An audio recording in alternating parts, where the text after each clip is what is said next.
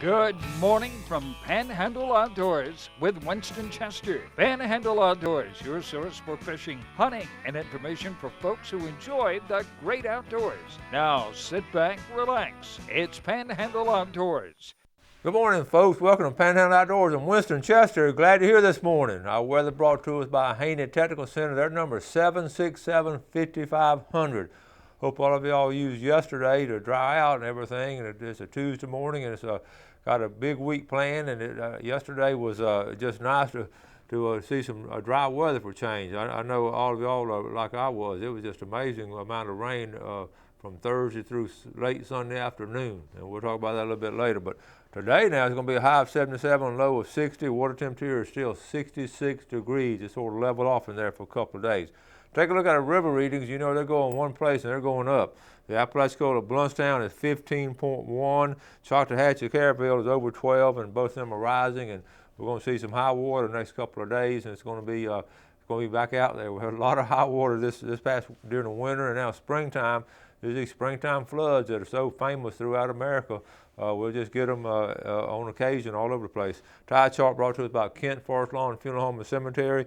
A low at 1203 and a high at 159. Today is Tuesday, March the 29th, and you can see we'll get back in some good tides now. We've had neat tides last week. Get back in some good tides.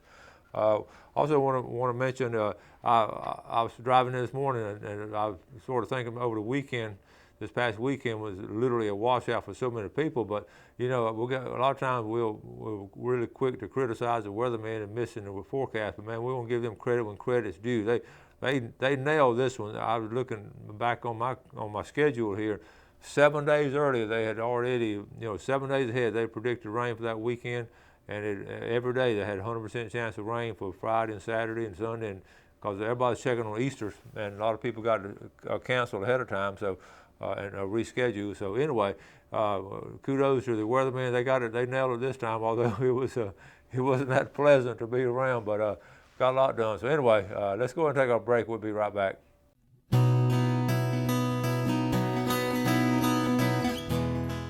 Okay, welcome back. I don't know if I gave the marine forecast. It was northeast of 5 to 10 today. All right, let's get started on our picture, the Panhandle Outdoor Picture Parade. I guess for acronym we just call that POP. But we get a lot of pictures, and sometimes it's 3 or 4 days before we can get them shown. But a lot of times they're right the next day or something. But let's take a look at this. This was weekend, not this rainy weekend, but the previous weekend.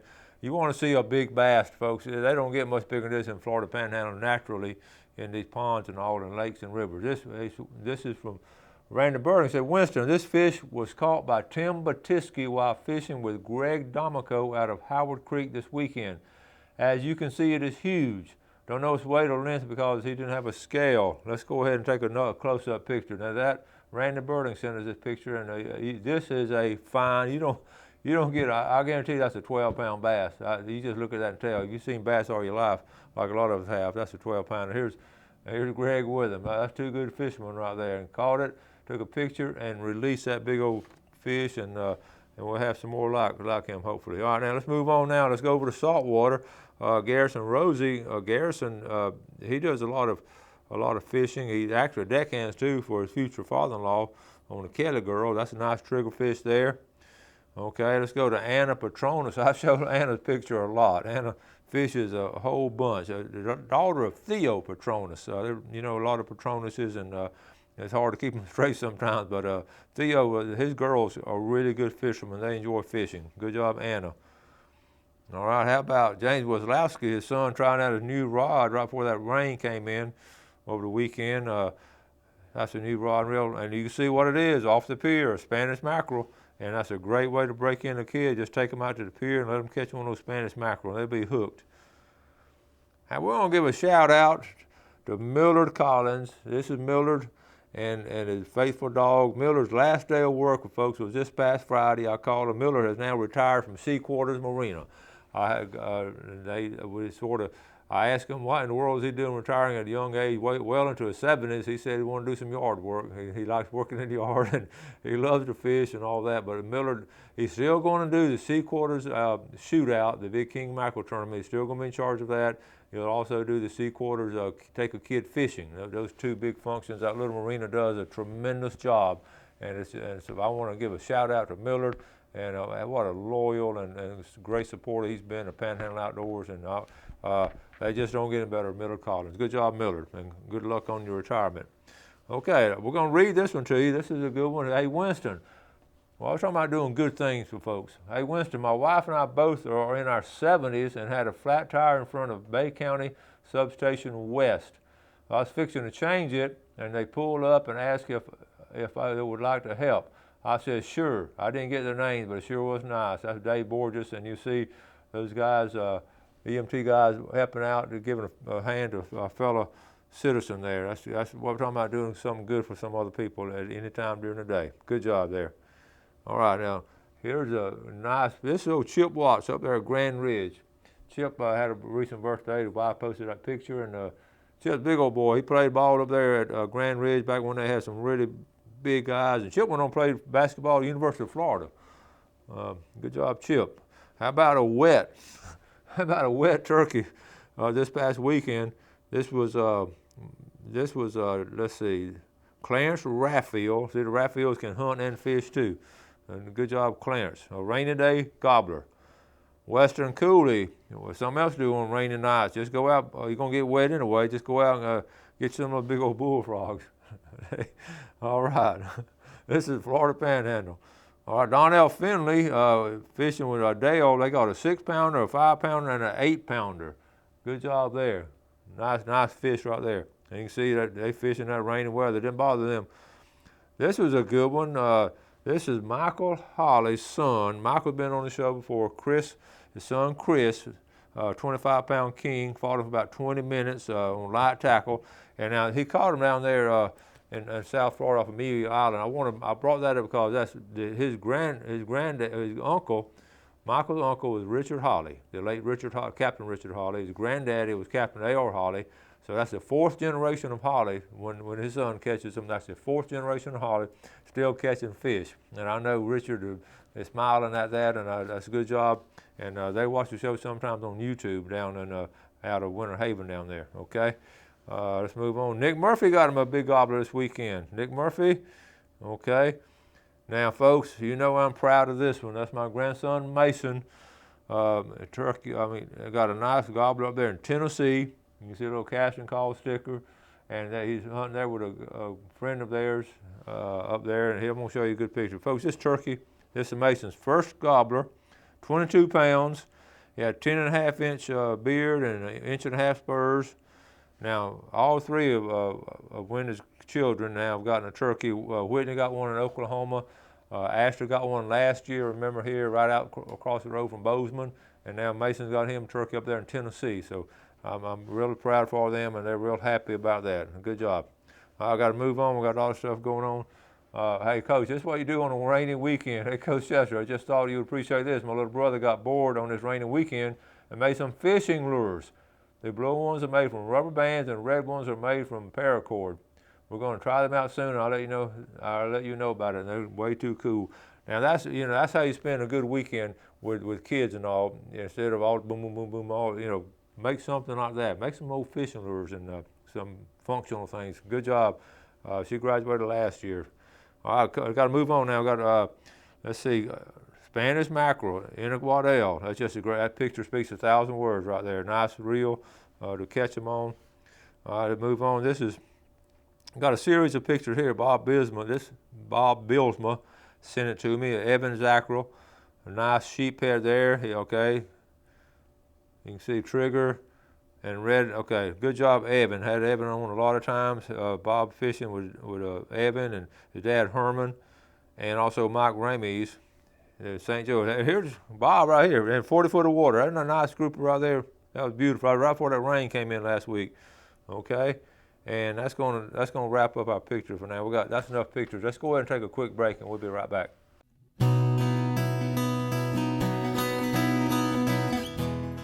Okay, welcome back. I left off 2 pictures. I certainly want to show these because we've got some kids out fishing. Okay, checking this one out right here. This is Isaiah. This is his first bass. Sam McBroom sent this on Carrick Lake. He caught on a watermelon red flake lizard. Good job, Isaiah. And then, okay, our next picture here. This is Brooke Lloyd, assistant principal out there. at Petronas Elementary. It's her baby girl, got her first one.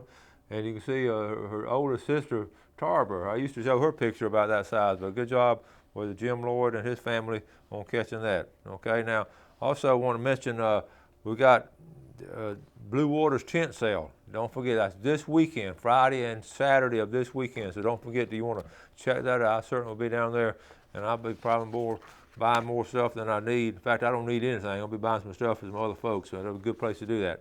Also, I want to mention FWC sent us a memo here. The grouper season is going to open, and it's going to be in these 4 counties, and the 4 counties of Franklin, Wakulla, Jefferson, and Taylor. I got it put on the screen here so you can see these 4 counties. Of course, you know, we talk about Carabel a lot. Right there, these are folks that aren't familiar with the area. That's Franklin County with Carabel, and then going to the east, right now, that Crawfordville area, that's called Wakulla County. And then that little sliver, believe it or not, that's Jefferson County. The county seat is Monticello, but you can see where Tallahassee is. Then that really big coastline, and we're talking about a natural coast area from that area right there, Perry, and that's Taylor County, and a big forest area and big swampy area, and there's some really good stuff. Anyway, the shoreline of those 4 counties, you can bring in a group or gag group starting April 1st. That's going to be this Friday, just in a couple of days, and the season will remain open to June the 30th. The first day of closure being July. Okay, now the regular season. Okay, first of all, the minimum size limit for gag and black grouper in the Gulf of Mexico is changed from 22 to 24 inches. It's going up 2 inches. Okay, the gag grouper season in the remainder of Gulf of Mexico is expected to change from July 1st to December 3rd. This year is going to be June the 1st through December 31st, and they're going to be sending some more info on that later. So that's a big deal. They've done this before. Those 4 counties are very fortunate. We're really lucky to live. You know, we can go over there and fish some and catch some gag grouper, and then come back, and when it closes, come back over here and fish for gag grouper. So we're really fortunate here in Panhandle to be able to do that. Okay, and remember the state waters 9 nautical miles, and okay, that's enough of that. I want to also mention, I got another picture here. This is a fascinating picture. Let me get to it right here. Okay, Lily Newsom, who we've had, she and her husband on the show before.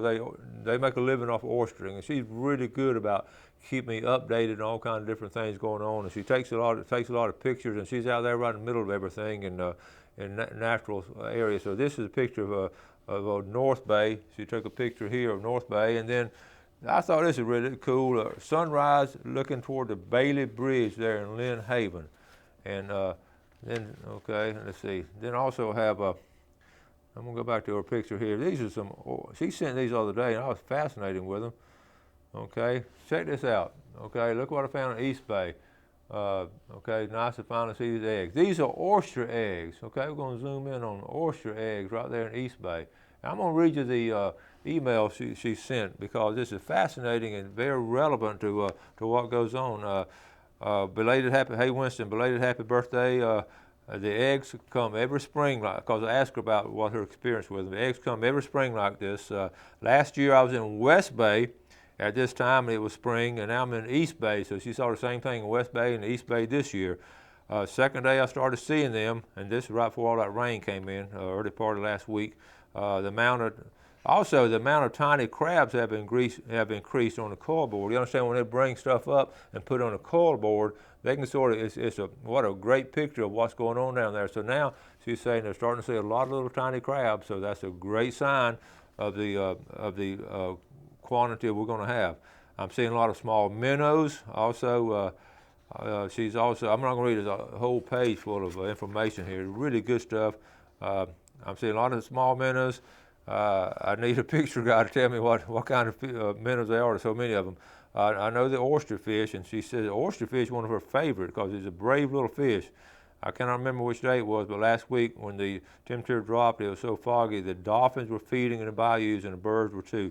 I got 2 or 3 reports last week on that cool, foggy morning. It was of all the activity along the bay systems. It's a very active morning. Okay, it goes on to talk about the rain closed down East Bay and West Bay, of course, closed down. and of course we went on and talked about some of the things she and her kids are doing, and also but what they can do, they're again on the water. They're on the water each and every day, and they're getting a report and seeing what's going on, not just under the water, because they bring with those tongs, they bring it up and then throw most of it back over and saving those. But it's great to see the picture of those eggs. It's great to see the report of the little tiny crabs and those minnows. That's that's how the life cycle of our bays. So right now the bay system, not just here in St. Andrew Bay System, over in Choctawhatchee Bay, over in Apalachicola Bay, it's sort of what I call coming to life. Those things, little things are happening, just a little bit here, a little bit there, and all of a sudden, like they said, so like one morning last week, there'd be all of a sudden dolphins are out there and all kind of activity, and that's the natural evolution of springtime here in the Florida Panhandle. So it's great to get an eyewitness report and to get to share that with you. Okay, let's take our break and we'll be right back.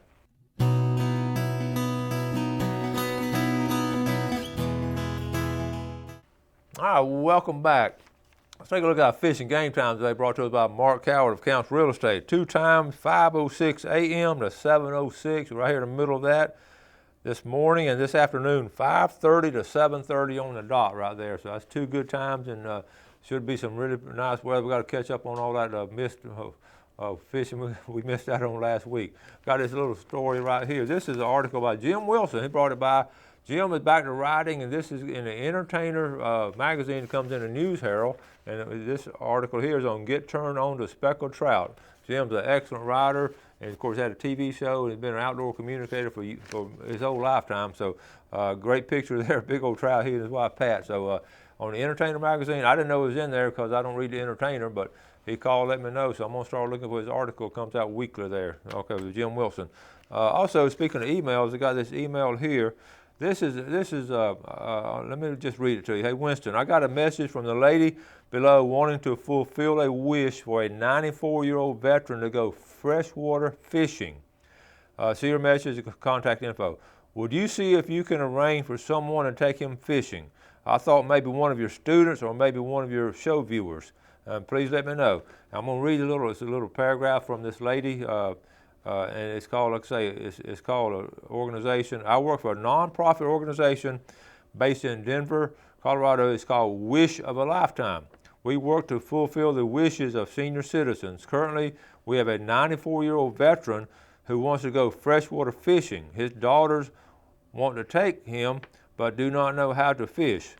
They have asked my organization to help them fulfill the wish, so I'm looking for someone who could accompany this gentleman and his daughter, his daughter's going to go along with him. She's equipped to handle his medical issues and to go take them fishing.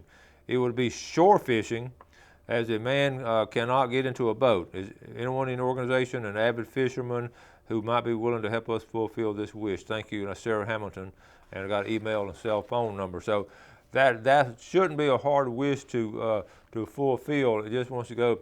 You know, we got so many ponds around this area. I would, think maybe a pond. A lot of folks have stock ponds, and maybe let them sit in a chair and get them some worms and crickets and all, and it'll be a great time of year to do that. So if you can do that, you give me a call. We're always talking about doing something good for fellow man and outdoor activities, and so many times I seem to work on the extreme. I love, getting kids involved, as you see me do that a lot, but also love for older people to continue to enjoy the great outdoors as long as they can. I think it's just great for them. So we work on both extremes, and this is a great example. If you can help out, can take and I'm sure it'll only be an hour or two, and he'll probably get tired after a while, but be nice. And I tell you what, I will make arrangements, a video, make a show out of it, and we'll just have a grand old time. And give me a call if you got a stock pond, or maybe you got a place you got baited up around the lake or something, got chummed up. So let me know, and we'll be glad to do that. Okay. Now, I also got I got a lot of emails. And by the way, if I don't return your email or your message or from Facebook or message on the phone or something, please don't feel offended to contact me again. I get a lot of them. I go through waves. I get a lot of them, and a lot of times I just read them, and in my mind I'm answering them while I'm driving or something. But I'm not going to text while I drive, and then I'll get to 5 more when I get home. So I'll catch up on those, and I maybe forget. So anyway, if you fall in between the crack, please don't take offense at it. And please, I want to answer 100% of my correspondence. I feel very strong about that. Every one of y'all is important to me. So okay. Now, here's this one from Bob Bigger. Hopefully we can get to it. It said, hey, Winston, just wanted you to know how much I've enjoyed your shows featuring the antique fishing lures. I thank you so much for that, Bob. But anyway, he says, I have some of my dad's lures, some wooden Lucky 13s with glass eyes, some river runts, and the WTJ Low spinners, those old spinners, and a few others. I keep them in a shadow box. When I look at those lures, I'm taken back to the 1950s when he and I fished them and our old thumb bummer Knucklebuster Fluger Summit casting reel, okay? I have one of those right here, but Knucklebuster, I understand what he's saying. He tried his hand at making lures. They didn't have that professional look of those made by Mac Finch, but they did catch fish. Further proof that many lures are for the fishermen rather than for the fish. I still have one he made that is priceless to me. I hope to see more episodes of your show featuring the old fishing lures. Keep up the good work, Bob Bigger. And I got so much correspondence on that, so we will show you some stuff. In fact, I brought some today, but I'm not gonna have time to get into them. Of another local guy who makes them. But you know what he did with that, he made a little shadow box and put those lures in. I would recommend that if you can find anything of your that's in your family, anything that belongs to your family that relates to the outdoor. It might be old turkey, homemade turkey call, something like that. If you can put it in a shadow box, or even if you're not that interested right now this time, later on you'll be amazed that maybe one of your kids or grandkids would just be fascinated with it, and you want to keep that history. And I've got some old tackle boxes in my house I ran across this weekend when I was cleaning up. People sold them to me because nobody in the family wanted them. I put the people's name on them. I'm gonna contact them years down the road and see if maybe one of their kids or grandkids wants them. But I hated to see that stuff thrown away. So I'll show you some of them I have. Anyway, about run out of time. I got plenty more stuff I need to get finished up. We'll finish up on this tomorrow. Got a big show. Thank you all so much for watching Panhandle Outdoors. Appreciate the viewership. Do something good for your fellow man. Let me know if you take this old fellow fishing, okay? Have a great day and God bless. Thanks for joining us for Panhandle Outdoors with Winston Chester. Panhandle Outdoors features hunting, fishing, and other activities and information to help you enjoy the great outdoors. Join us next time for Panhandle Outdoors.